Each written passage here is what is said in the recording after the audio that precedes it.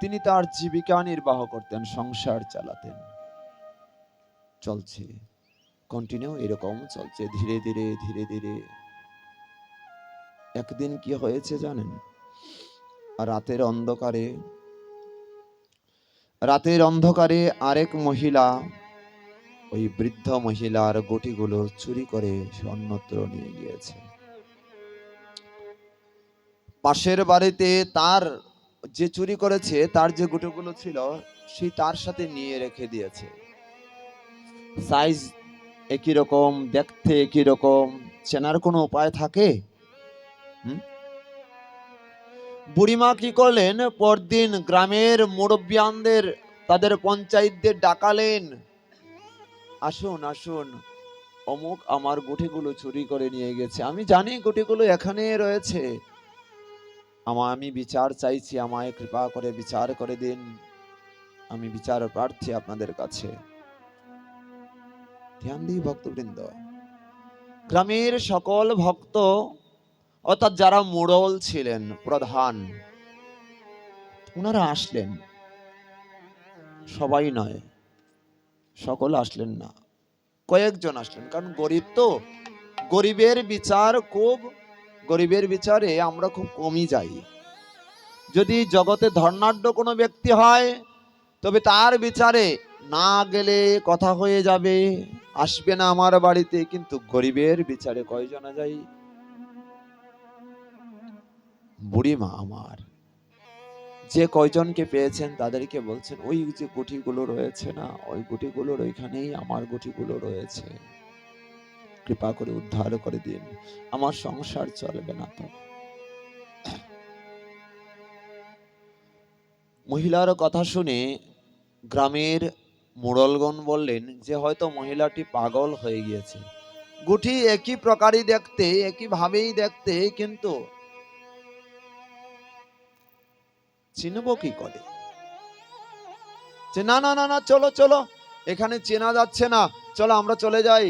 সবাই আবার পঞ্চায়েতগণ যখন চলে যাচ্ছে, হঠাৎ করে তার মাথায় এসেছে, হে প্রভু, হে নাম প্রভু, আমি তো তোমার নাম, হে কৃষ্ণ ভগবান, তোমার নাম নিয়েই, তোমার চিন্তা করতে করতে, তোমার সেই নাম হরিনাম করতে করতেই তো আমি গুটে দিতাম।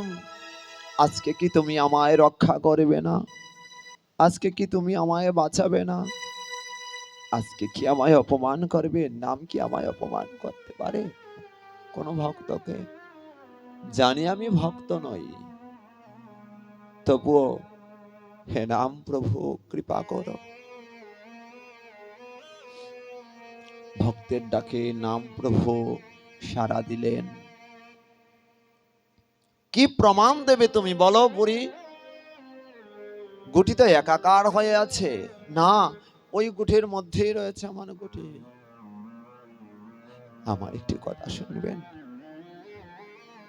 মুরলগণ, আমার একটু কথা শুনবেন। কি বল? যে আমি যখন গুটে দিতাম, গুটে দেওয়ার সময় আমি মুখ দ্বারা হরে কৃষ্ণ কৃষ্ণ কৃষ্ণ হরে হরে, হরে রাম রাম রাম হরে হরে মন্ত্র উচ্চারণ করতাম। আপনারা ওই গুটির কাছে যান, এক একটা গুটি কানের মধ্যে নিয়ে যখন লাগাবেন, তখন বুঝতে পারবেন কোন গুটি থেকে কৃষ্ণ নামের ধ্বনি আসছে। আর ওই কৃষ্ণ নামের ধ্বনি যে গুটি থেকে আসবে, সেই গুটিটাই হচ্ছে আমার গুটি। পাগল পাগল নাকি? গুটি থেকে কখনো কৃষ্ণ নামের ধ্বনি আসে নাকি? বলছে দাঁড়াও দাঁড়াও, পঞ্চায়েতের একজন বলছে দাঁড়াও, গিয়ে কয়েকটা গুটি কানের মধ্যে যখন লাগাচ্ছে, প্রথমটা এলো না, দ্বিতীয়টা যখন লাগিয়েছে, দেখছে ওই গুটি থেকে কৃষ্ণ নামের ধ্বনি আসছে, নিরন্তর হরে নাম আসছে, হরে কৃষ্ণ কৃষ্ণ কৃষ্ণ হরে হরে, হরে রাম রাম রাম হরে হরে। তৎক্ষণাৎ গ্রামের মোড়লগণ, এই তোমরা আসো আসো, দেখে যাও গুটি থেকে যেন কৃষ্ণ নাম বের হচ্ছে। মা চরণে গিয়ে পড়েছে, কে তুই মা, কে তুই? সারা জীবন শুধুমাত্র সাধু মুখে হরিকথা শ্রবণ করেছি, এত বিচার আদালতে গিয়েছি,